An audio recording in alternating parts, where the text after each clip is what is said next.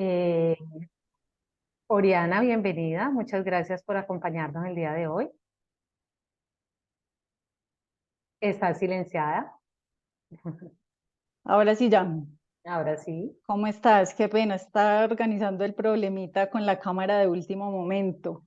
Bueno, como tú decías, muchas gracias a todos por estar conectados otra vez. De verdad que para nosotros, para la asociación, en nombre propio, pues sí, creo que de todas las personas que hacemos rehabilitación y que nos gusta todo el tema de cuidados paliativos, es muy satisfactorio ver cómo poco a poco más personas se interesan por aprender, cómo estamos aprovechando todos estos espacios de compartir saberes, experiencias, y hoy tenemos un invitado muy especial, como decía Martica, el doctor Juan Carlos Escobar. Tiene amplia trayectoria en los cuidados paliativos, es una persona con una calidad humana impresionante, con un sentido súper claro de la atención humanizada, y nos va a compartir una experiencia muy bonita que tiene desde más allá de lo profesional. Creo que lo vamos a escuchar desde el fondo de su corazón, desde su experiencia, y eso finalmente es lo que nos enriquece a todos en el quehacer profesional. La psiconcología, que es su especialidad, lastimosamente pues no la encontramos también en todas nuestras clínicas ni en las partes pues donde nosotros podemos trabajar o tenemos pacientes, pero por eso es tan importante que teniendo claro la especialidad de cada uno, y que si bien los fisioterapeutas, los fonos, los teos no somos psicólogos, tenemos que tener algunas herramientas claves para poder abordar de manera integral al paciente y a sus cuidadores o familiares, porque como hablamos hace unos minuticos con el doctor Juan Carlos, ellos tienen que ser nuestros coequiperos. Para nosotros tiene que ser igual de importante el paciente como su cuidador o su familiar, y tenemos que abordar todos estos aspectos psicológicos, o al menos entenderlos, para así poder hacer una rehabilitación efectiva, para que así ellos no se conviertan en unas barreras para nosotros en el proceso, sino que al contrario nos ayuden, nos apoyen, y todos pues vamos encaminados hacia ese mismo objetivo, que es la calidad de vida finalmente del paciente. El doctor Juan Carlos Escobar, como les decía Martica, es psicooncólogo, tanatólogo, tiene amplia experiencia en cuidados paliativos y en toda la parte psicosocial, desde la parte clínica hospitalaria y también desde la parte domiciliaria hace mucho tiempo. Y bueno, yo muy contenta aquí de darle la bienvenida y de darle paso al doctor Juan Carlos Escobar, y bueno, esperar que todos aprovechen. Las preguntas ya saben por el chat. Al final, pues podemos tener un espacio de preguntas, y reiterar la invitación para que se afilien, para que sigamos haciendo comunidad, sigamos generando todos estos espacios, y también para que nos acompañen en el Congreso de Cali, como les decía Martica. Y bueno, ahora sí, sin más preámbulos, doctor Juan Carlos, bienvenido, y nuevamente muchas gracias por estar acá compartiendo todos estos saberes. Hola, buenas noches a todos. Muchísimas gracias a Marta desde la asociación, a Oriana por la invitación de poder unir esfuerzos a estos proyectos que desde rehabilitación se quiere con la asociación hacer un brazo en conjunto de equipo que sea a nivel nacional. Yo feliz de apoyar en todo lo que ustedes requieran y mucho más desde este concepto interdisciplinario que es fundamental y al paso de los años nos va demostrando que realmente es lo más importante, trabajar en conjunto a favor de la gente, de los pacientes ante el dolor y el sufrimiento. Voy a pasar la presentación.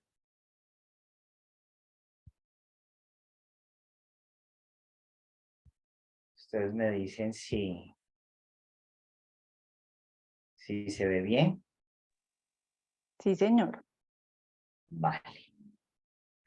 Bueno, este momento pues es importante darle pues el protagonismo a los cuidadores.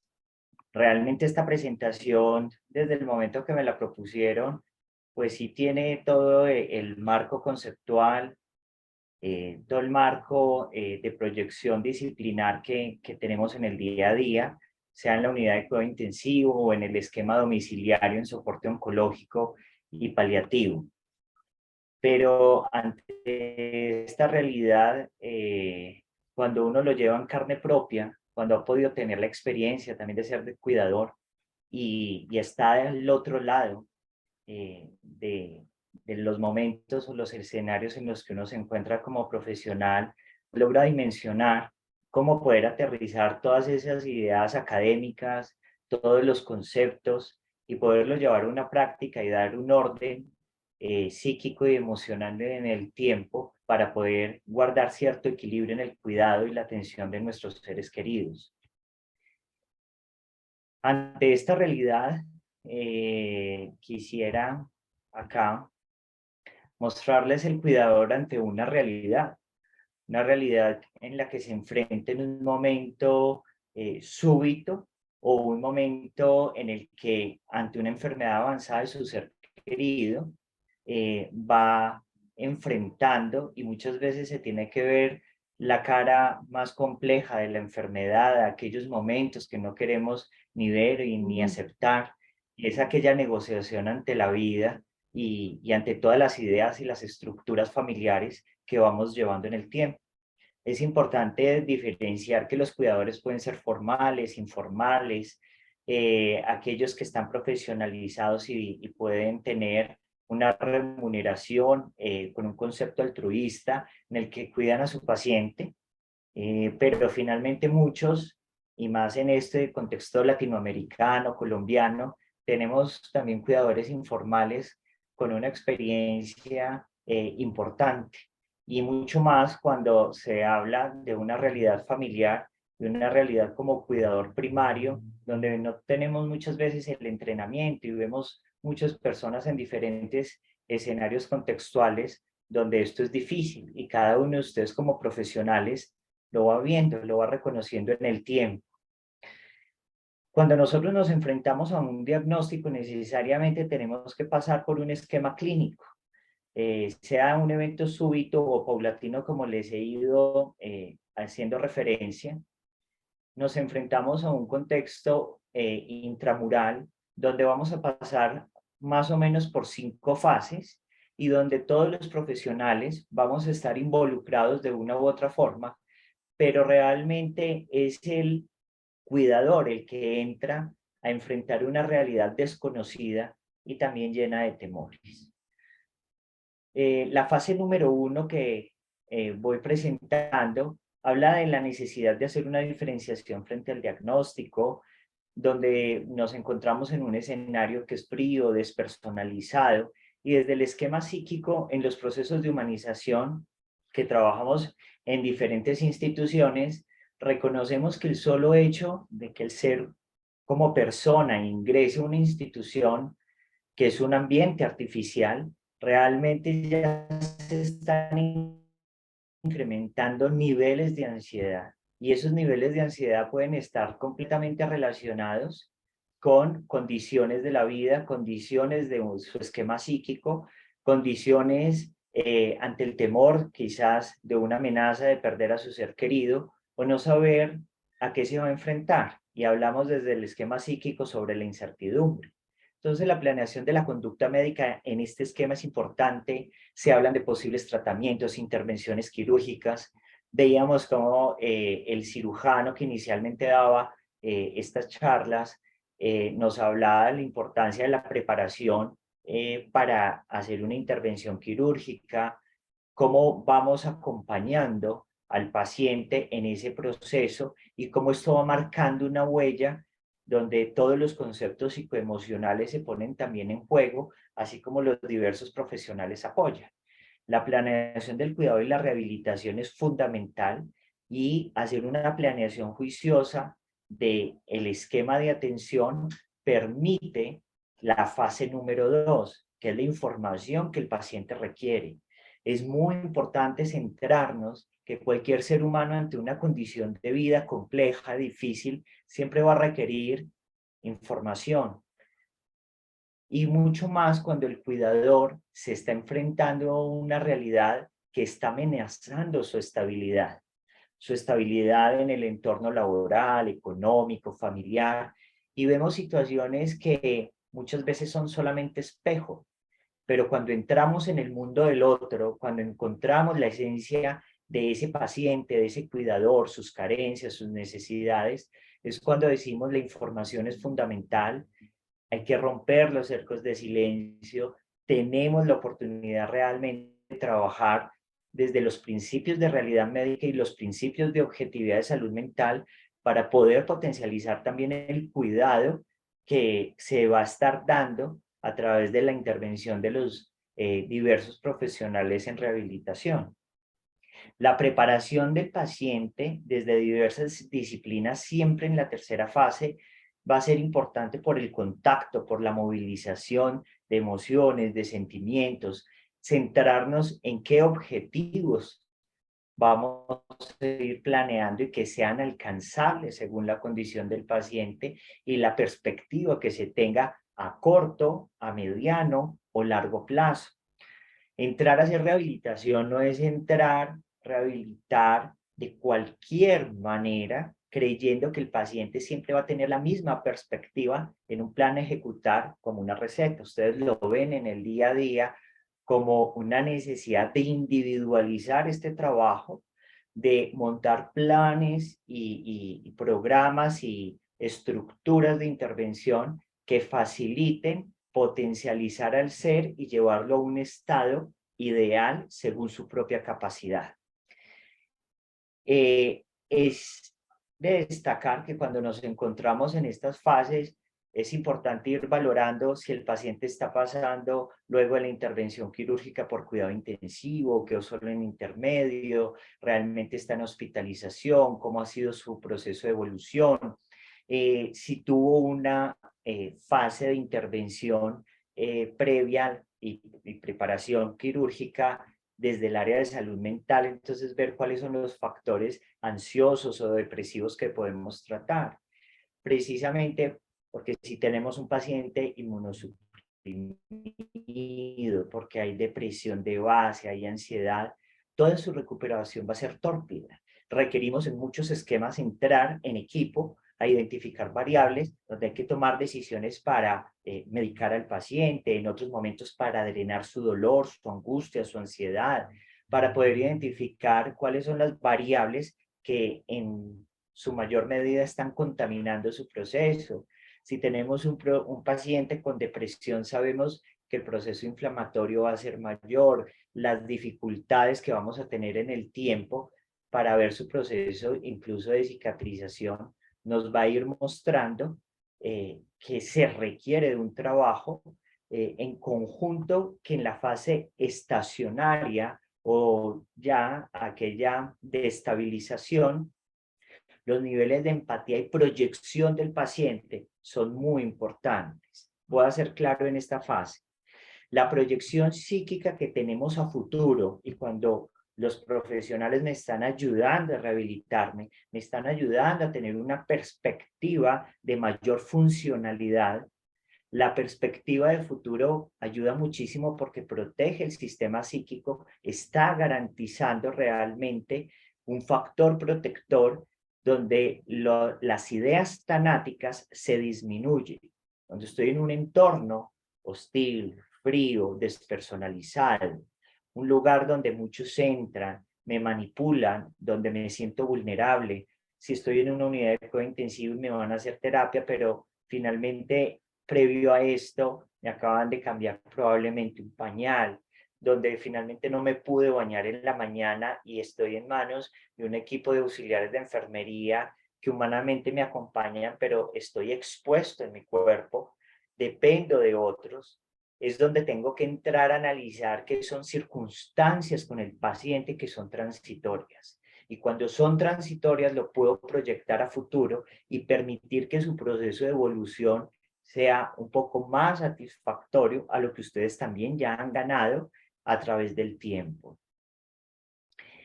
La quinta fase es la diferenciación de la capacidad rehabilitatoria. Esto lo vamos viendo en conjunto con el neurocirujano, lo vamos viendo con el cirujano de tórax, o lo vamos viendo con diferentes especialidades y en conjunto a nivel interdisciplinario ir viendo cuál es la capacidad que tenemos con este paciente para montar objetivos alcanzables, ¿sí? Basarnos en principios de realidad que nos permitan a su vez plantear objetivos que determinen un plan que es curativo o que puede ser paliativo. Estas imágenes son bellísimas porque Fíjense en esta frase cuando hablamos de que existen enfermos incurables, pero no existen enfermos incuidables. Esta presentación habla de aquellos pacientes oncológicos y no oncológicos. Y acá vemos una mujer maravillosa, cardiópata, que pudimos acompañar desde la pandemia. Sabíamos y teníamos todo un principio de realidad que su perspectiva de futuro se podía trabajar entre corto y mediano plazo ante su realidad, pero siempre en el equipo interdisciplinario estuvimos trabajando por un mayor grado de funcionalidad. Acá ustedes ven una fotografía bellísima 20 días antes de partir, estaba muy bien y convocó a su cuidadora principal, su hija, con su esposo, y quería hacer una cena para nosotros, los más cercanos del equipo, donde ella daba las gracias por todo el recorrido en el tiempo, donde pudo ser completamente funcional, centrarse en su computador, empezar a trabajar bajo una realidad que le permitió siempre sentirse muy bien, terapia física, terapia respiratoria, fonoaudiología, todos se van vinculando en este proceso y van ayudando bastante. Hasta su despedida, ustedes pueden ver cómo ella se proyectó. Frente a los dos escenarios de la quinta fase en los que nos vamos a movilizar en esta sesión, hablamos de escenarios intramurales, y ustedes van a ir viendo una ruta que llevo en mi propia piel con un ser amado que es mi madre,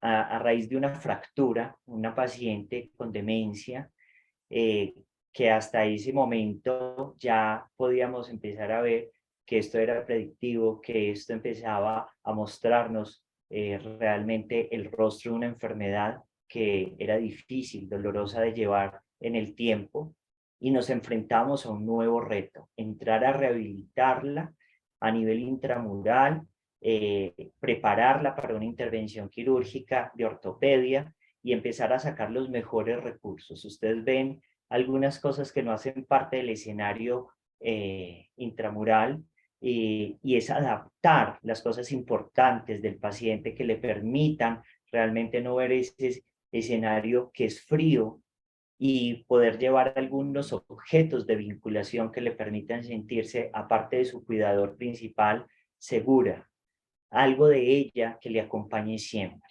Es importantísimo que nosotros en un equipo interdisciplinario veamos cómo el sistema de salud es importante, si tenemos esa capacidad de entrar a una red hospitalaria que nos garantice el nivel de complejidad que se requiere para poder obtener lo que queremos en la rehabilitación, en el restablecimiento de una condición crítica en la que se encuentra en ese momento. Es importante que empecemos a tener una visión mucho más clara y profunda, donde no es lo mismo cuando tienes recursos económicos enfermarte en una situación cuando los recursos no son los mismos, cuando hay carencias, cuando finalmente no puedes estar en un servicio donde tú consideras que tu ser querido puede estar en óptimas condiciones. Es importante que como profesionales veamos si ese paciente tiene red de apoyo y si esa red de apoyo tiene un cuidador eficaz, porque una realidad en nuestro contexto es ver redes de apoyo incluso numerosas, pero disfuncionales, que sobrecargan un cuidador, pero que ese cuidador quizás no es eficaz, no le dedica tiempo a su paciente. Cuando a nivel sociocultural su nivel es bajo, el nivel de complejidad a lo que se enfrenta supera sus fuerzas y empieza no solamente a tener dolor y sufrimiento, sino que entra en un caos psicoemocional. Es importante desde esa perspectiva que les planteo, acompañar a las personas desde su propio sustrato cognitivo, cómo dedicar tiempo, cómo explicar, cómo acompañar, cómo buscar el recurso y mucho más en estos escenarios donde el cuidador considera no tener los recursos psicoemocionales suficientes. Y es que los factores cognitivos que llevan que el cuidador procese la información y vaya viviendo etapa tras etapa, En los estudios, las estadísticas nos demuestran que se reduce a un 10% de su capacidad total de codificar la información, de ser receptivo y de poderse proyectar de una manera coherente, hablando en aspectos adaptativos a un nuevo entorno. Cuando nosotros vemos el recorrido en el tiempo, este fue un proceso que llevamos un mes aproximadamente en el hospital. Nosotros podemos ver y en cuidado intensivo vemos procesos incluso de 3 meses, un poco más. A veces tenemos que centrarnos en un proceso de soporte y entrenamiento, porque vamos a visualizar que el paciente va a salir de ese escenario, que tenemos que identificar cuáles son las variables que contaminan nuestro trabajo en rehabilitación y ganarnos a ese cuidador y ponerlo de nuestra parte, porque si está de nuestra parte, esto se va a ver reflejado en la calidad de vida del paciente, en el estado de ánimo del paciente, en la proyección del paciente, la capacidad de tiempo de acompañamiento que ese cuidador le dé, la capacidad de tiempo que la red de apoyo tenga para poder potencializar en el día a día a ese ser querido. El nivel de vínculo emocional siempre va a ser sumamente importante en la valoración que hagamos. Y aquí quiero hacer énfasis en esto porque cuando sale el paciente al domicilio, vemos un contexto que es real, no es artificial, donde podemos hacer incluso una observación fenomenológica de toda esa conducta y de todos los fenómenos que se fueron presentando desde hospitalización hasta su recuperación en domicilio o la perspectiva de futuro donde lo queremos llevar. Y ese vínculo emocional, cuando lo empezamos a observar, muchas veces hace referencia a altos niveles de exigencia del mismo cuidador y que se proyectan en el equipo de rehabilitación.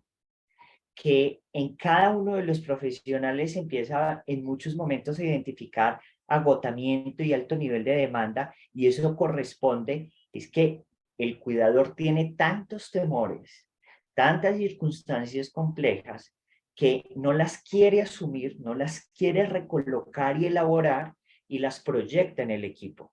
Y es cuando nosotros vemos que muchas veces el mismo cuidador es el que puede hacer que sea tórpido el proceso de evolución, porque también puede sobreexigir al paciente y pretender llevarlo en sus procesos de negación a unos estados que no son coherentes ante lo que el equipo médico y el mismo equipo de rehabilitación ha logrado plantear sobre sus objetivos terapéuticos. La capacidad de relacionamiento del cuidador directamente ante lo que estamos hablando se va a ver proyectado de esa manera con el equipo interdisciplinario. En esta secuencia quiero mostrarles, ya cuando entramos a un entorno que nos protege, un entorno que realmente nos brinda cuidado, protección, nos garantiza que hay seguridad en nuestro propio entorno, el paciente se transforma, es otro. Pero aquí tenemos que identificar muchísimas más variables que están planeadas desde el esquema intramural, porque tenemos que contar con una red de atención médica domiciliaria, interdisciplinaria, que la ubicación de la vivienda nos permita realmente tener accesibilidad, que realmente nos fijemos si hay barreras arquitectónicas, que podemos adaptar, conseguir de forma preventiva para este paciente. Muchas veces nos estamos focalizando solamente en un paciente oxígeno requiriente que requiere en su domicilio para que pueda salir, pero desconocemos ese ambiente real donde hay carencias económicas, donde finalmente el estado en el que su cuidador o cuidadores a nivel laboral se encuentran puede ser inestable. Veíamos de pronto fluctuación en las visitas a nivel intramural, y ahora a nivel extramural nos damos cuenta que son aquellas familias que sacan lo mejor de sí, la mejor pijama, el mejor vestido, todo para llevárselo al hospital, hacen su mejor esfuerzo para comprar las cosas de aseo, teniendo muchísimas más carencias en su domicilio, pero llevan lo mejor al hospital y quizás no pueden prestar un cuidado y una atención recurrente. Y esto influye notoriamente en el estado de ánimo, en la estabilidad. Tendríamos que ver también su salud mental, qué tan equilibrados se encuentran, qué tanto impactó el evento de pasar por cuidado intensivo, pasar por hospitalización o por un quirófano, cómo me sentí en ese lugar y cómo llego incluso con unos niveles de ansiedad mucho más elevados a mi casa, donde tengo que restablecerme y me siento agotado. Fíjense que las condiciones psicosociales nos van a permitir ver el nivel de vulnerabilidad en el que podemos tener al paciente, pero también a ese cuidador que sufre. Las condiciones de salud mental, la edad y la capacidad de gestión son sumamente importantes porque de esto depende que nos estén gestionando las fórmulas de aquellos medicamentos que requerimos en el domicilio.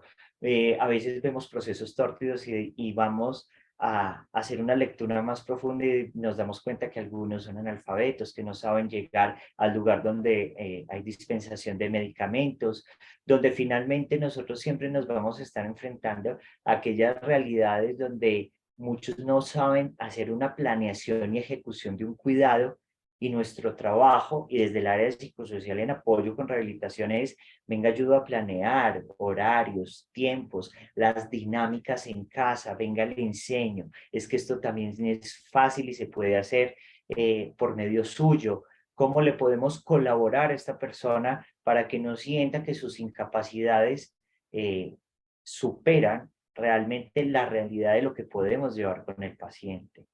Las condiciones psicoemocionales nos van a llevar a diferenciar cuando hay dolor y cuando ese dolor, sea social, familiar, psicoemocional o espiritual, nunca se ha trabajado. Vamos a ver muy probablemente personas que han sentido vulnerabilidad, abandono del sistema, se encuentran heridos. Muchos dicen, han dejado avanzar el problema de salud de mis padres. Algunos llegan sumamente prevenidos, y es cuando nosotros vemos que se han encontrado en un estado de sufrimiento. Y ahí es cuando tenemos que prender signos de alarma, buscar ayuda para poder reencuadrar ese esquema psicoemocional. La estructura de personalidad es fundamental. Siempre buscar con quién estamos relacionándonos para ese cuidado de ese paciente, de esa persona que estamos rehabilitando. Y les voy a dar ahora unos tips para identificar cuáles son los mecanismos de afrontamiento que los seres humanos tenemos y poder reencuadrar en qué estilo está trabajando ese cuidador y si me potencializa o me afecta a mi paciente. La adherencia a los tratamientos y las directrices clínicas siempre van a depender de lo que estamos hablando en un recorrido muy rápido, un tiempo que puede ser a corto, a mediano o largo plazo. Y esto depende del pronóstico vital del paciente. Fíjense en este recorrido que hemos hecho desde el hospital hasta casa, cómo se va transformando este estado de ánimo en un lugar protegido, pero cómo la última foto nos demuestra que este trabajo vale la pena, que todo el equipo de rehabilitación es fundamental para sacar más sonrisas, para restablecer vidas, para proyectarnos a futuro, y nuestro trabajo es fundamental cuando ya vemos que de una camilla, de un quirófano, de un proceso de un mes donde pasamos por infecciones, fue difícil, llegamos a una playa donde llega caminando y en medio de su proceso ya de demencia, lo que asume frente al mar es decir, me siento feliz. Y cuando eso se vive por parte de un cuidador, al lado de su ser amado que ha protegido, eso quiere decir que ustedes muchas veces no van a ver los resultados, no van a ver los resultados quizás en el tiempo, pero lo va a vivir una familia y eso va a quedar marcado por siempre. La importancia del cuidador últimamente se ha visto en una necesidad de estabilidad, de actitud, de ver su salud. La experiencia del cuidador siempre va a estar en una dirección coherente al bienestar o sufrimiento del paciente. Estas fotografías hacen referencia a que las cuidadoras son mamás, sus hijos ya no se encuentran con ellas, pero en el proceso interdisciplinario que se llevó, logramos mantener momentos de eficaz cuidado, donde se empoderaron, donde aceptaron y conciliaron con la vida, que el tiempo pasa, el tiempo se agota, pero que queda un cuidado fundamental que permite tener también perspectiva de futuro. Acá ya no es solamente para el paciente y cómo vamos a vivir a través del tiempo la recuperación, sino cuando yo no tenga a mi ser querido, cuáles son los recursos psicoemocionales y espirituales que me permiten seguir de cara a la vida y dar gracias por lo vivido y entrar a vivir un proceso que realmente en experiencia transforma, saca de la zona de confort y hay un esquema psíquico que ya no es el mismo. En esta diapositiva quiero que académicamente vean que hay 5 mecanismos de afrontamiento y se los voy a explicar rápidamente ante el cuidador. Vamos a ver aquellos cuidadores que se encuentran en el esquema de lucha. Y en ese esquema de lucha nosotros vemos que realmente es la persona que es persistente, la persona que muchas veces se va a entrar en esos estados de negación, de persistencia, porque considera que las cosas se deben hacer de su manera y su paciente, su ser querido debe estar en una condición ideal. Tenemos otro que es de evitación y negación. Este para los cirujanos es frecuente, cómo niegan, cómo evitan, cómo por los factores cognitivos que se disminuyen por la ansiedad, vemos un paciente o un cuidador prevenido, un paciente o un cuidador que evita mayor información y tenga una amenaza de muerte. Está el fatalismo, donde vemos aquellas personas que desde su autobiografía ven que las cosas son oscuras, no están bien, que le encuentran un problema a cada solución. Está la condición de vulnerabilidad que se ve en indefensión y desesperanza y hace parte de las múltiples pérdidas. Fíjense siempre, cuando ustedes estén frente a un cuidador, qué pérdidas ha tenido ese cuidador, qué pérdidas y últimas pérdidas ha tenido, porque habla de los duelos, de las amenazas, de los miedos, de qué tan resistente se pueda encontrar para el cuidado y la atención de nuestro paciente. Y la preocupación ansiosa, donde tenemos que trabajar más factores cognitivos, disminuir las variables contaminantes y generar un mayor anclaje de confianza. La salud mental en nuestro sistema, en nuestro contexto, y creo que es ya en referencia mundial, se ha incrementado un 25% después de la pandemia, pero en Colombia tenemos aproximadamente un 40% de la población que va a estar circulando siempre en eventos quizás depresivos o ansiosos y que muchos de ellos actualmente en un 7 u 8% están siendo detectados. Entonces, ¿con quién estamos trabajando? ¿Con qué tipo de pacientes? Ansiosos, depresivos, llenos de carencias, asuntos sin resolver.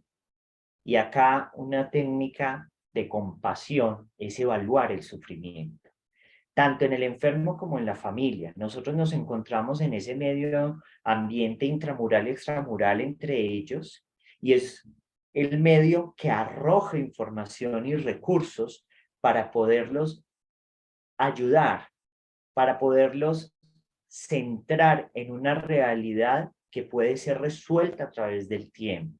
Entonces vamos a ver que en el enfermo hay alteraciones somáticas y alteraciones psicológicas.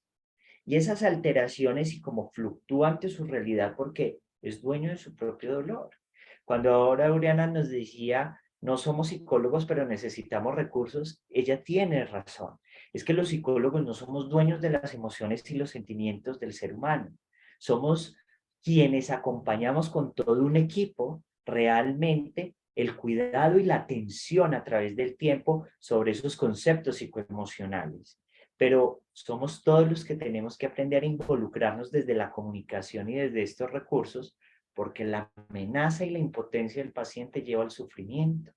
Y recuerden que es el estado de ánimo depresivo porque hay incertidumbre, porque hay pérdida, porque perdí mi rol, mi funcionalidad.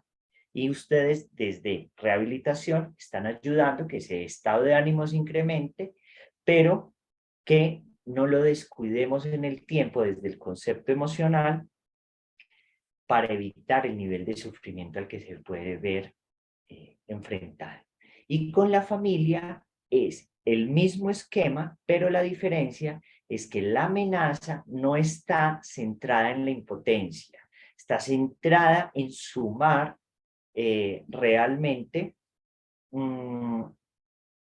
lo que es el resultado del duelo. ¿A qué me lleva todo esto?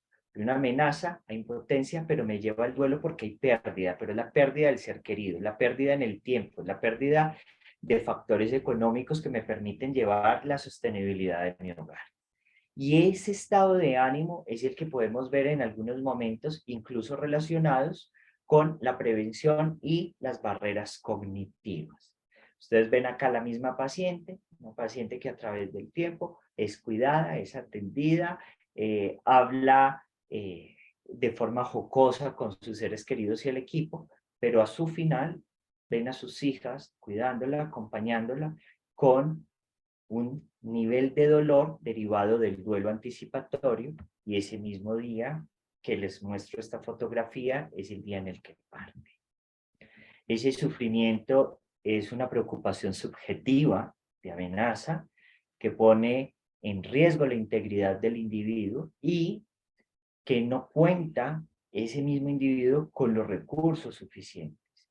Fíjense acá, tenemos diversas fotografías donde son realmente los cuidadores los que han partido. Por ejemplo, la paciente con la traqueostomía era la cuidadora de un esposo con demencia.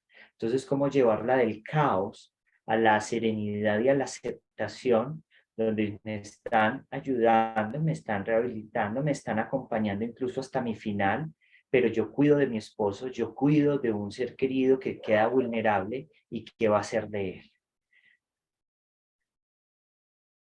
Acá les voy mostrando lo que realmente somos en equipo, lo que ustedes quizás desde sus hospitales o centros de asistencia tienen, y es toda esta interdisciplinariedad que tenemos que ir explotando y que tenemos que ir identificando qué recursos nos dan, nos aportan para centrarnos en el reto terapéutico. Y ese reto terapéutico es otorgar nuevos sentidos, nuevos significados ante la experiencia del dolor, el sufrimiento, incluso incluir el morir y la muerte como parte de este proceso que es vital, y es vital para el cuidador irlo afrontando, decidiendo dar continuidad ante la vida por la posible amenaza que tenga de muerte. Maravilloso cuando tenemos ese tiempo de recuperación y proyección en el tiempo, pero cuando no es así, recuerden que ser parte del proceso donde agotamos los recursos es fundamental para tener salud mental en una sociedad como esta. Y aquí les comparto de Neymeyer, que es un escritor maravilloso, es de terapia cognitiva conductual y habla que el mundo presuntivo, es decir, el mundo confiable y predecible de cada persona, es transformado siempre con las pérdidas. Y acá es donde entramos a confrontar que la experiencia que estamos llevando no es ni buena ni mala, es nuestra propia experiencia de la vida, y cómo esa experiencia nos transforma, nos permite estar en diferentes momentos, perspectivas y visualizar diferentes necesidades que desde lo que logramos resolver y bajo una formación rigurosa podemos llegar a ayudar a otros. Y me parece maravilloso presentarles que en este proceso de duelo, cuando ya he despedido a mamá, cuando hemos vivido todo ese proceso de recuperación, de rehabilitación, cuando hemos viajado, cuando hemos compartido, le escribo a ella: vivir el duelo por la ausencia de un ser amado no es estar vacío, por el contrario, es estar lleno de un amor inagotable que a pesar de su ausencia sigue presente en mí. Y hoy se las presento y hoy les muestro cómo esos momentos fueron importantes después de esa rehabilitación, porque esa mirada de amor la mirada que queda penetrando el alma por siempre y la que nos permite hoy acompañarlos a ustedes y tener la perspectiva de la gratitud, como ese abrebocas al diplomado que vamos a tener, donde vamos a estar como docentes, algunas personas que han visto ustedes en las charlas, y esto se va a convertir en la clave de convertir esos problemas en bendiciones y lo inesperado en regalos.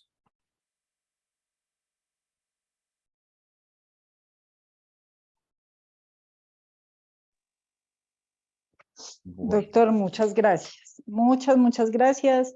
Mucha gente conectada, te mandan saludos desde Paraguay, desde Estados Unidos. La gente reconoce la importancia de los cuidadores, nos preguntan si conocemos algunos programas como de formación de cuidadores.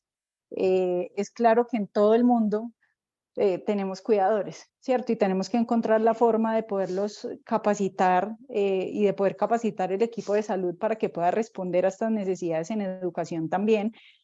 No sé tú qué experiencia tengas desde esa formación de cuidadores. Se ha tenido un proyecto en el que se ha trabajado a Socupab y realmente desde la visión que se tiene de cuidado paliativo, cómo entrar a acompañar y a fortalecer. Unos, con Asocupab tenemos realmente para el cuidador formal, auxiliares de enfermería, y para nosotros como cuidadores tenemos formación y hay diferentes programas que ya se han ido proyectando. Pero para el cuidador informal hay proyectos que finalmente también desde SUPAC se han tratado ya como de ir estructurando. Esperamos que con el tiempo sean facilitadores, no desde la formación, pero sí desde esa experiencia que se puede tener mucho más clara, oportuna, asertiva en el cuidado. Ya habrán otras asociaciones que muy probablemente lo tienen, pero lo que yo conozco en nuestro entorno está derivado de por nuestra asociación. Perfecto, qué felicitaciones, excelente charla, que tus palabras siempre tan acertadas que llegan al alma, te envía muchos mensajes, que cómo sería el apoyo a cuidadores cuando ya hay mutación genética en la familia. Finalmente, ahí es donde necesitamos un mayor soporte, donde necesitamos una red que nos permita ir centrando esas necesidades, eh, de poder mantener unos canales que den mayor confianza. Si lo hablamos, por ejemplo, de los cuidadores que son de paciente oncológico, son sus hijos, y hay una mutación que se está buscando desde el enfoque oncológico, toda la asesoría genética es lo que permite en ese proceso de cuidado y atención realmente buscar alternativas que disminuyan niveles de ansiedad, autocuidado. El autocuidado es fundamental en este proceso y cómo lo va a transversalizar si lo estamos hablando desde la familia. Y cuando ya vemos alteraciones o otros factores, no sé aquí cómo lo enfoca en la pregunta, si solamente es desde lo que les explico, pues realmente cuando vemos otro tipo de dificultades o limitaciones en los cuidadores que de pronto limiten el cuidado eficaz, la red de apoyo domiciliaria o el esquema por su EPS o sistema de salud es la que nos tendría que entrar a dar un mayor soporte de ayuda para institucionalización o para otro tipo de cuidados y atención en domicilio. Perfecto, doctor, muchas gracias. Creo que por acá no hay más preguntas y bueno, súper importante reconocer que el equipo de rehabilitación no solamente lo conforman las personas que hacemos fisioterapia o terapia respiratoria, sino que la parte psicosocial es fundamental. Y más aún que trabajemos articulados por todo lo que nos compartiste durante la presentación. Creo que tenemos que formar esos equipos fuertes para que todos podamos manejar un mismo conocimiento, al menos desde lo básico, y podamos aportarnos pues entre las diferentes disciplinas. Por acá, bueno, siguen preguntándonos que si se cuenta con educación en red para la formación de cuidadores, para el abordaje pues psicosocial, que es lo que nos viene hablando el doctor Juan Carlos, que creo que hemos tenido bastantes espacios desde la asociación también para compartir ese tipo de conocimientos de manera multidisciplinaria. Sí tenemos recursos, Oriana, por ejemplo, en los procesos de humanización, que son en su gran mayoría liderados por comunidades religiosas que tienen hospitales como los San Juan de Dios o los Camilos, ustedes se meten a humanizar y encuentran un centro de humanización que es español, donde se trabaja no solo esa capacitación, y hay cursos gratuitos. También hay cursos también formales, que obviamente tienen su costo, pero también tienen unas guías. Y bueno, pues también por medio de la asociación ya en el tiempo iremos sacando algunas cosas adicionales como proyecto ante este tema como de interés, que fortalezca un poco en el domicilio a ese cuidador y le dé ciertas pautas, pero también le abra un esquema de red para buscar ayuda, porque muchas veces el dolor y el sufrimiento enceguecen, el cuidador se aísla, se quema, puede entrar en un proceso de claudicación incluso, y el abrir un poco la red ayudaría a que pudiéramos garantizar el cuidado al domicilio hasta su final. Perfecto. Tenemos una pregunta de una oncóloga que está aquí en la sala y nos dice que si conoces de pronto alguna guía de abordaje del cuidador quemado, algún documento específicamente del cuidador quemado. Y sí, tenemos diferentes por medio de la revista de la Universidad Complutense, donde ha sido también mi formación, y entras a esa revista y entran unas guías del síndrome de burnout, cómo abordarlo, cómo acompañarlo, y está enfocado realmente en el cuidador del paciente oncológico. Y los estudios que vas a encontrar allí te pueden dar respuesta también a variables que pueden ser aisladas, pero que se articulan también con el síndrome de burnout.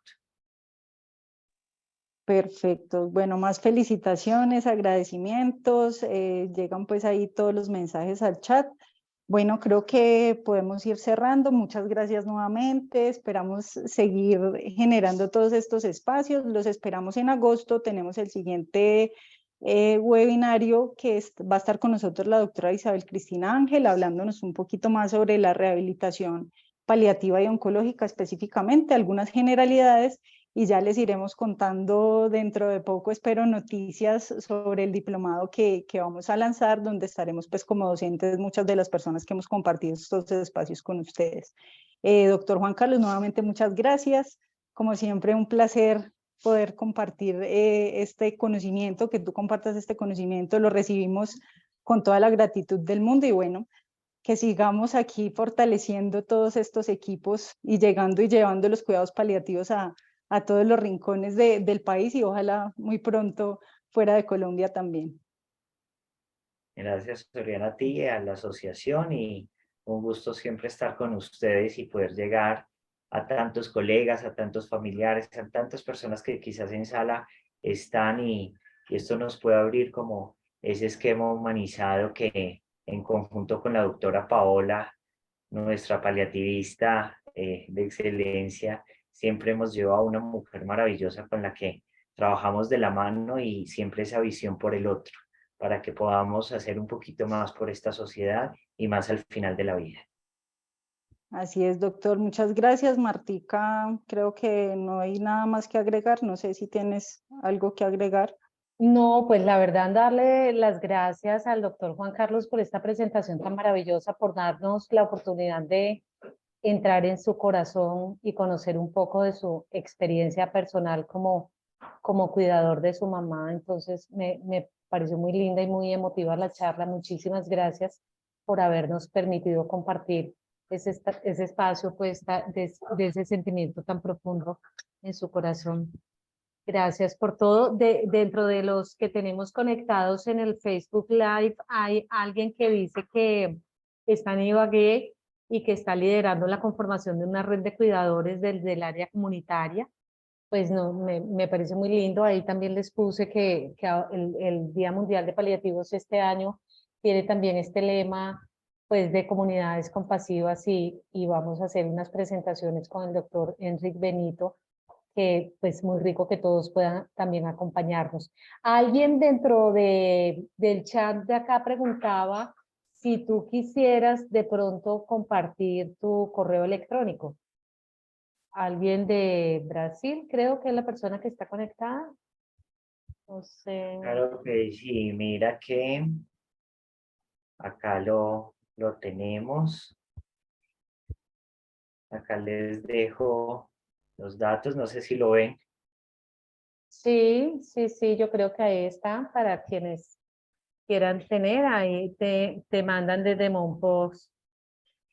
Karen te manda un saludo muy grande y dice que tampoco, pues, o sea, que no te olvides de recordar cuando el cuidador pues, del familiar está agotado y claudicado, pues sería prudente pedir también, pues, como apoyo o ayuda a unas personas. Y eso es de pronto lo que vamos a ver cuando el Día Mundial de Comunidades Compasivas, pues este año que va a ser muy interesante. Muchísimas gracias, Juan. Muchísimas gracias, Oriana. Y bueno, nos vemos en una próxima oportunidad. Les estaremos haciendo Vale, llegar a sus gracias. correos también toda la información del próximo webinario. Gracias, hasta luego. Un Gracias. Un abrazo para abrazo. todos. Bello.